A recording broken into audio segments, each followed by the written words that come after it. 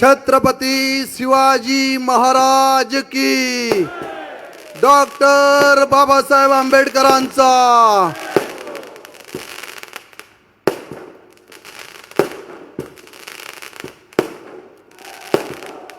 हिंदवी स्वराज्य संस्थापक छत्रपती शिवाजी महाराज,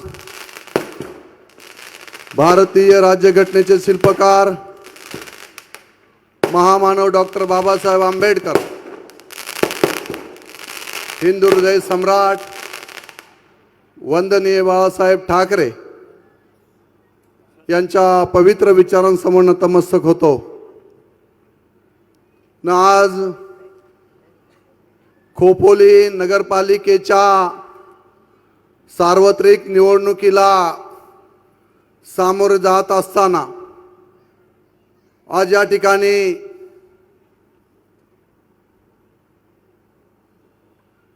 खोपोलीच्या या डॉक्टर बाबासाहेब आंबेडकर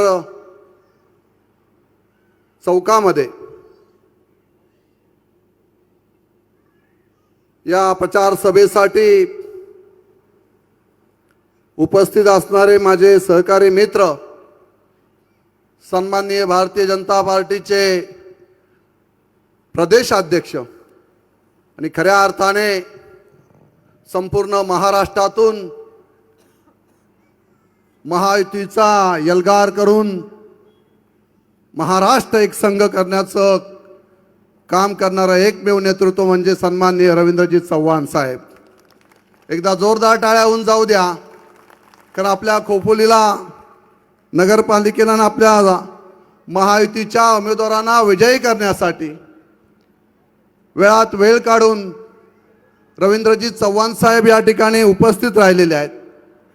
आणि माझे सहकारी मित्र विधानसभेतील ज्यांनी खोपोली असेल, कर्जत असेल, माथेरान असेल, शिवसेना, भारतीय जनता पार्टी, RPI, महायुती ही एकत्रपणे यावी, ही हिंदुत्वाच्या विचाराची पारंपरिक असणारी युती आपण एकत्र या मतदारसंघामध्ये करावी, या उद्देशाने आम्ही दोघेही जण एकत्रपणे या ठिकाणी आलो. आणि ते सन्माननीय माझे मित्र विधानसभेतील प्रशांतजी ठाकूर साहेब यांचंही या ठिकाणी स्वागत करतो. त्यानंतर सन्माननीय आपल्या खोपोलीच्या सगळ्याच नागरिकांना, उत्तर भारतीयांपासून सगळ्यांना या ठिकाणी आपल्याला मार्गदर्शन करण्यासाठी लाभलेले आपले प्रमुख पाहुणे या ठिकाणी उपस्थित आहेत. ते सन्माननीय कृपाशंकर सिंह यांचंही फार मोठं महाराष्ट्रासाठी असणारं योगदान आणि खऱ्या अर्थाने या खोपोलीच्या नगरपालिकेच्या निवडणुकीला सामोरं जात असताना थेट नगराध्यक्षाचे उमेदवार म्हणून आपल्या सर्वांसमोर जो उभा केलेला आहे तो खोपोलीचा कुलदीपक मी आपल्या समोर उभा केलेला आहे. हा कुलदीपक शेंडे या ठिकाणी आपले उमेदवार म्हणून या निवडणुकीला सामोरं जात आहेत.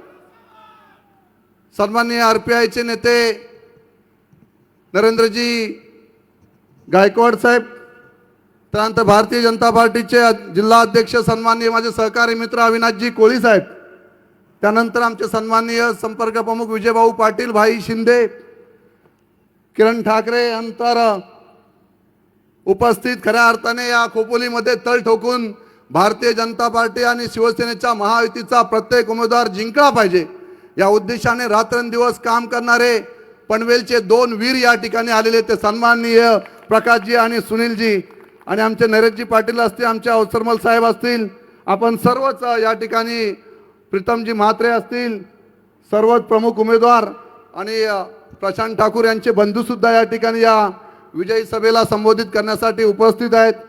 सर्वच आपण महायुतीचे उमेदवार या ठिकाणी व्यासपीठावर उपस्थित आहेत आणि माझ्या मोठ्या संख्येने या ठिकाणी उपस्थित राहिलेले सगळे खोपोलीचे असणारे माझी तमाम या ठिकाणी महिला भगिनी असतील, सर्व युवक असतील, नागरिक असतील, प्रचंड संख्येने आपण या ठिकाणी या सभेला आपण या ठिकाणी उपस्थित राहिलेला आहात. मित्रांनो, काल परवाच या ठिकाणी 28 तारखेला परिवर्तन आघाडी की अपरिवर्तन आघाडीची सभा झाली आणि या सभेमध्ये बऱ्याचशा गोष्टीवर केलेल्या विकास कामांवर चुकीच्या पद्धतीने वक्तव्य त्या ठिकाणी करण्यात आली। परंतु चव्हाण साहेब, मी या ठिकाणी अभिमानाने तुम्हाला सांगतो, तुम्ही माझ्यासाठी गुरुवारी आहात, तर 2019च्या विधानसभेच्या निवडणुकीला सामोरं जात असताना माझी आर्थिक परिस्थिती अतिशय खळाळीची होती। परंतु या निवडणुकीला सामोरे जावं की नाही हा प्रश्न माझ्यासमोर असताना माझ्या पाठीवर जर थाप कोणी मारली असेल आणि 2019च्या विधानसभेच्या निवडणुकीमध्ये मला सर्वोपरी सहकार्य करणारं नेतृत्व जर कोणतं असेल तर ते एकमेव रवींद्र चव्हाण साहेबांच्या आशीर्वादाने या मतदारसंघाचा आमदार म्हणून 2019च्या विधानसभेला सामोरे गेलो साहेब। राज्यामध्ये महायुती होती, या महायुतीच्या माध्यमातून राज्याचे सन्माननीय तत्कालीन मुख्यमंत्री एकनाथजी शिंदे साहेब आणि उपमुख्यमंत्री देवेंद्रजी फडणवीस साहेब यांच्या माध्यमातून या संपूर्ण मतदारसंघामध्ये आतापर्यंत या मतदारसंघामध्ये विधानसभा अस्तित्वात आल्यापासून जे जे आमदार या मतदारसंघामध्ये झालेले आहेत साहेब, या सगळ्यांचा निधी एकत्र आपण जर त्या ठिकाणी केला तर या 5 वर्षामध्ये जवळजवळ 2900 कोटी रुपयाची कामे या मतदारसंघामध्ये साहेब आम्ही आणली।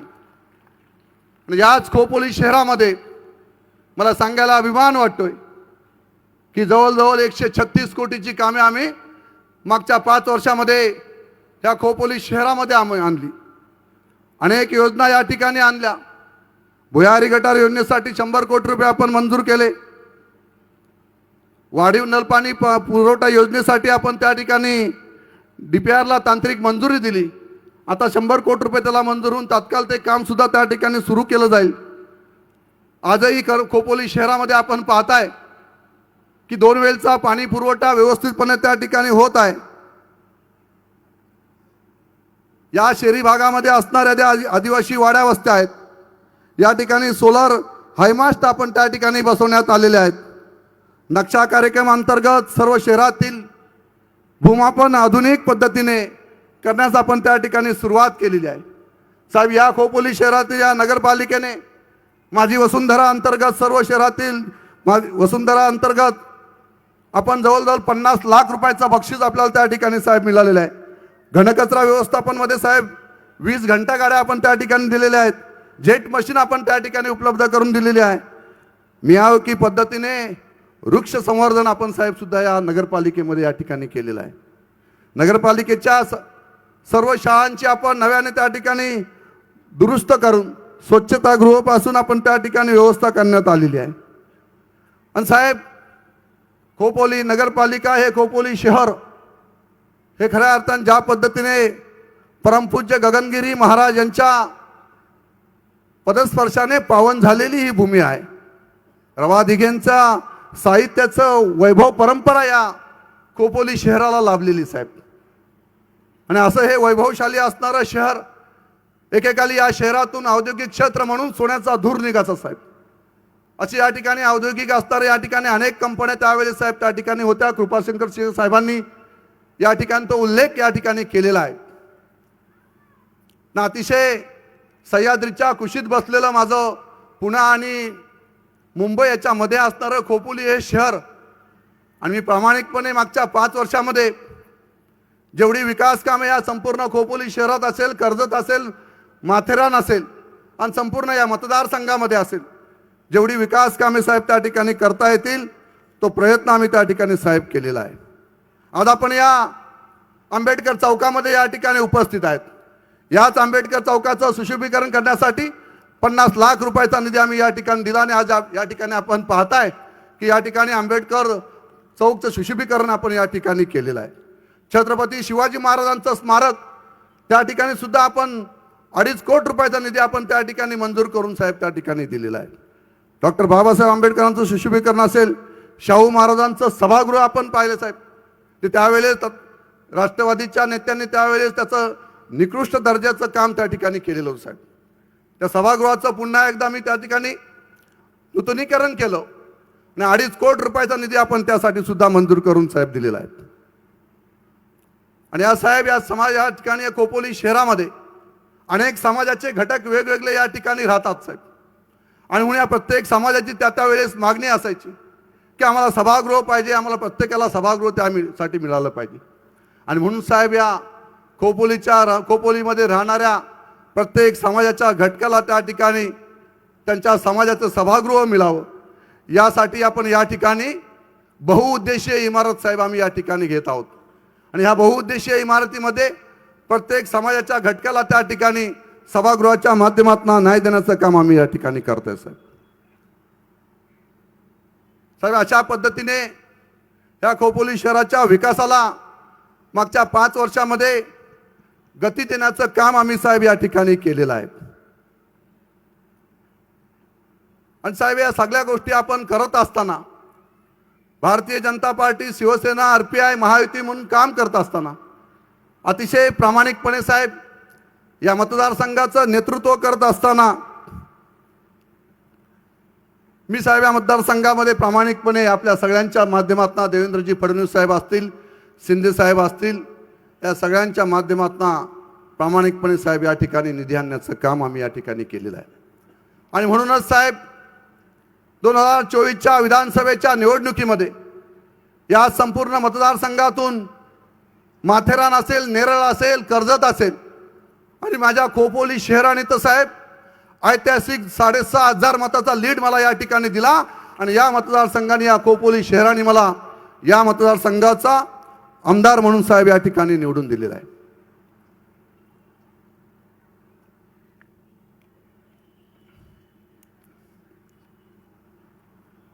राहू दे।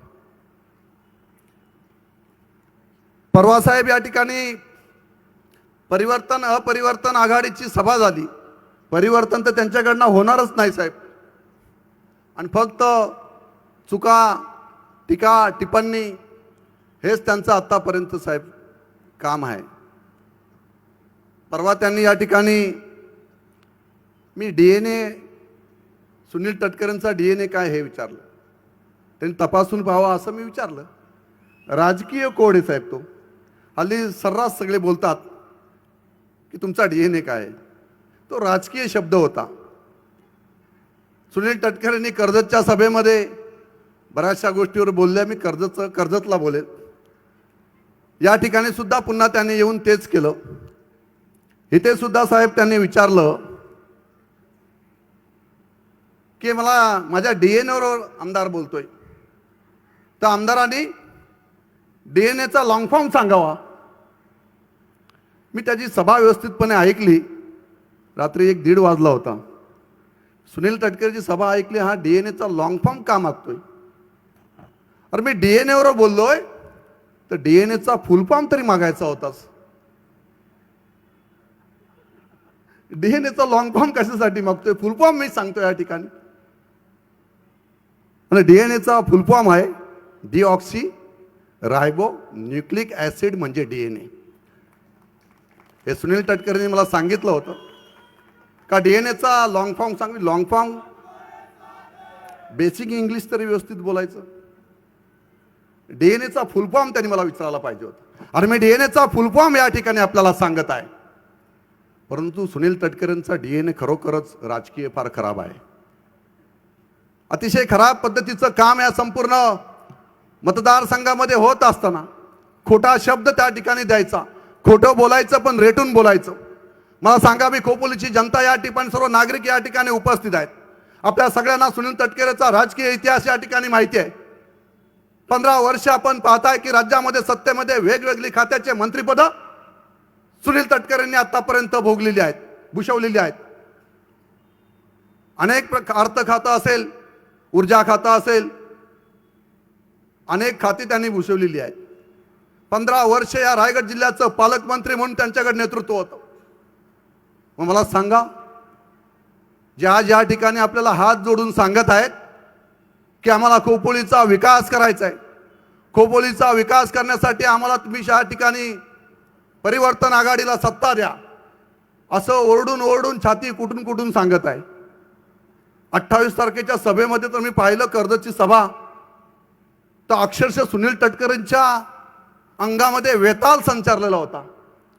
वेताल संचारसारखं छाती कुठत काय होतं, डोकं कुठत काय होतं, ही परिस्थिती त्या ठिकाणी उद्भवलेली होती। वेताल हा वेगळा विषय। चव्हाण साहेब, आतापर्यंत सुनील तटकरेंच्या घरी जे जे गेले ते वेताल सुनील तटकरेंची सासूरवाडी ही खेडची आहे आणि खेडवरून त्यांनी वेताल आणलेला आहे. आणि हा वेताल तो काय करतो, जे जे जिल्ह्यामध्ये त्यांना कोण त्रास देत असतील त्यांच्या घरी जाऊन त्यांचा कार्यक्रम करत असतो. आणि म्हणून ज्या ज्या ठिकाणी जयंत पाटील असतील, माणिकराव जगताप असतील, अंतुले साहेब असतील, सुरेश भाऊ लाड असतील, सगळ्यांचा कार्यक्रम त्यांनी त्या ठिकाणी केलेला आहे. आणि असं हे नेतृत्व हे चुकीच्या पद्धतीने या ठिकाणी बेताल वक्तव्य कर्जतमध्ये त्या ठिकाणी करून गेलेलं आहे. या ठिकाणी सुद्धा करण्याचा प्रयत्न त्या ठिकाणी केलेला आहे. मी राजकीय DNA यासाठी त्यांचा विचारला की जो विकास आम्हाला अपेक्षित आहे तो विकास न करता फक्त स्वतःच्या कुटुंबाच्या स्वार्थासाठी केलेलं राजकारण हे सुनील तटकरेंनी त्या ठिकाणी केलेलं आहे.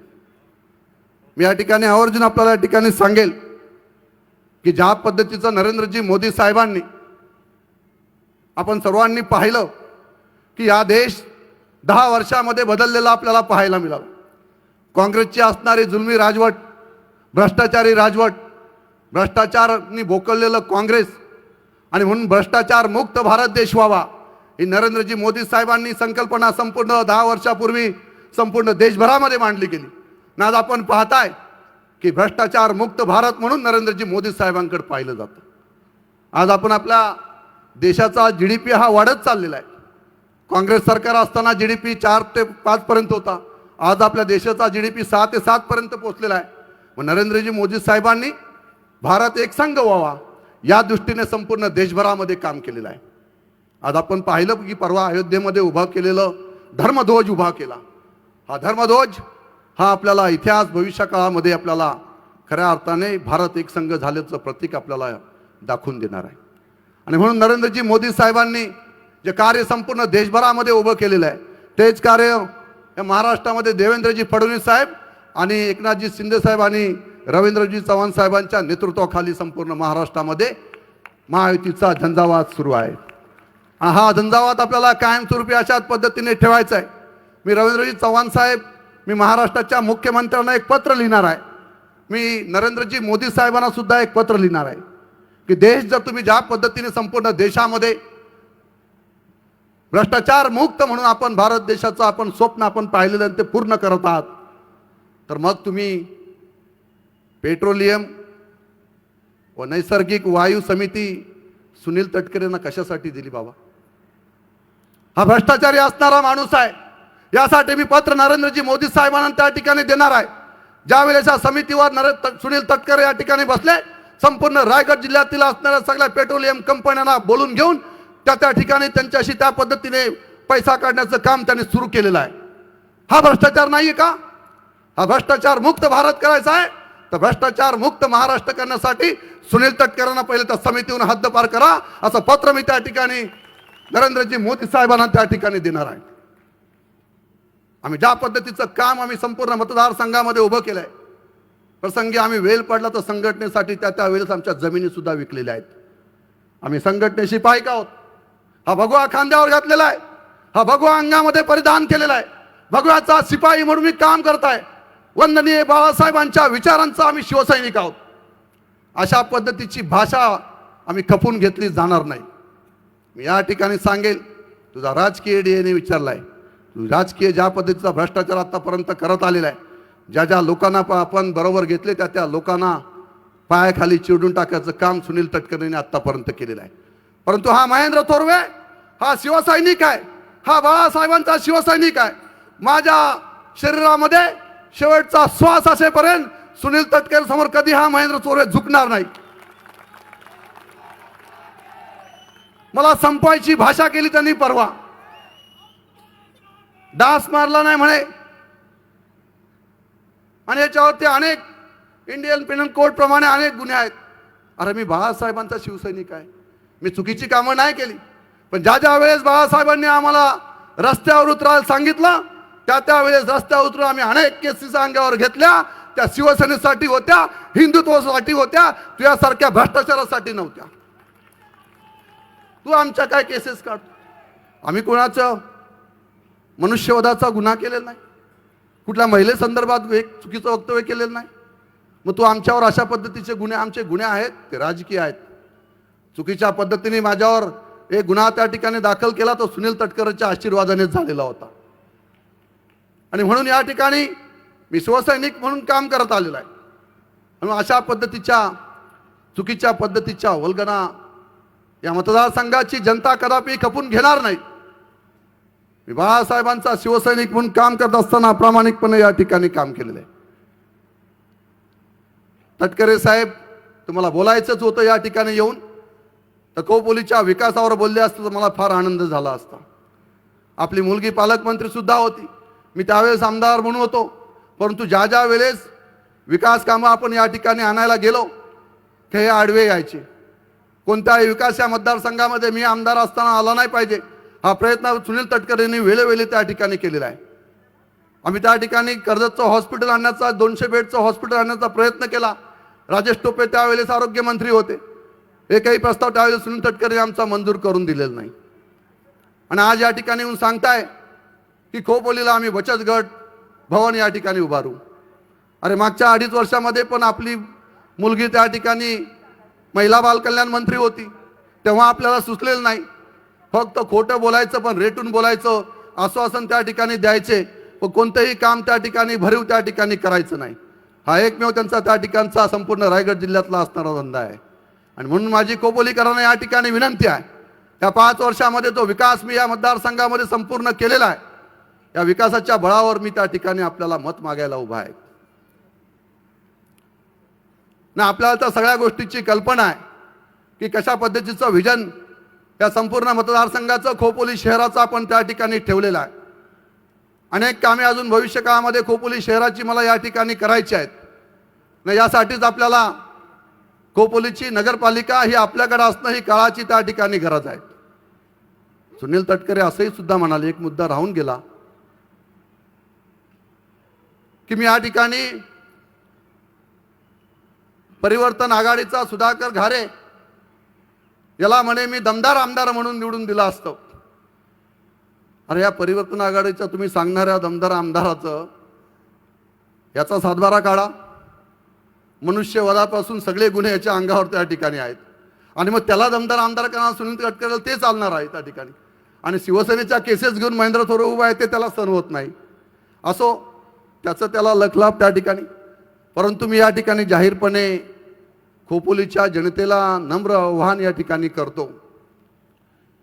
माझ्या व्यापारी बांधवांना सुद्धा या ठिकाणी नम्र आवाहन करतो की आपण ज्या पद्धतीचा विकास या संपूर्ण 5 वर्षामध्ये आम्ही या ठिकाणी केलेला आहे, त्या विकासाला आपण मत द्या. आपलं मत आपण आपल्या मुलांच्या भविष्याला द्या. आपलं मत आपण भविष्याला आपलं मत देऊन या ठिकाणी आपण महायुतीचे उमेदवार आपल्याला विजयी करायचे. आज आपल्या सगळ्या व्यापारी बांधवांना सुद्धा कल्पना आहे की नरेंद्रजी मोदी साहेबांनी GST मध्ये कपात केली, त्याच्यामध्ये सुद्धा व्यापाऱ्यांचा, आपला बऱ्याचशा लोकांचा याच्यामध्ये प्रॉफिट झालेले होत आहे. आणि म्हणून अशा पद्धतीने अनेक निर्णय मोदी साहेबांनी, महत्त्वाचे निर्णय संपूर्ण देशासाठी, देशांच्या नागरिकांसाठी, व्यापाऱ्यांसाठी, प्रत्येक समाजाच्या घटकासाठी त्या ठिकाणी घेतलेले आहेत. आणि म्हणून आपल्याला महायुतीचा भगवा या ठिकाणी फडकवण्यासाठी मी सर्व खोपोलीकरांना या ठिकाणी जाहीर आव्हान करतो की येत्या 2 डिसेंबरला मतदान या ठिकाणी होणार आहे ना. आपण साऱ्यांनी धनुष्यबाण आणि कमळ या दोन्ही निशाणी समोरील बटन दाबून महायुतीच्या सर्व उमेदवारांना प्रचंड बहुमताने आपण विजयी करावं असं जाहीर आव्हान खोपोलीकरांना मी या ठिकाणी करतो. पुन्हा एकदा सगळ्यांना मनापासून या ठिकाणी शुभेच्छा देतो. आपण मोठ्या संख्येने या ठिकाणी उपस्थित राहिलात त्याबद्दल माझ्या महिला भगिनींचं, शिवसेनेच्या सगळ्या रणरागिणींचं, शिवसेनेच्या सगळ्या पदाधिकाऱ्यांचं, भारतीय जनता पार्टीच्या सगळ्या पदाधिकाऱ्यांचं मनापासून या ठिकाणी अभिनंदन करतो. तुम्हा सगळ्यांना आम्ही त्या ठिकाणी शुभेच्छा, RPIच्या सगळ्या माझ्या पदाधिकाऱ्यांना मनापासून या ठिकाणी शुभेच्छा देतो आणि या ठिकाणी थांबतो. जय हिंद, जय महाराष्ट्र. यूट्यूबवर सुद्धा रायगड टाइम्स सर्च करा आणि पहा रायगडच्या कानाकोपऱ्यातील प्रत्येक बित्तम बातमी. आणि हो, लगेच सबस्क्राईब बटनवर क्लिक करायला विसरू नका. रायगड टाइम्स, आपलं चॅनल, आपला आवाज.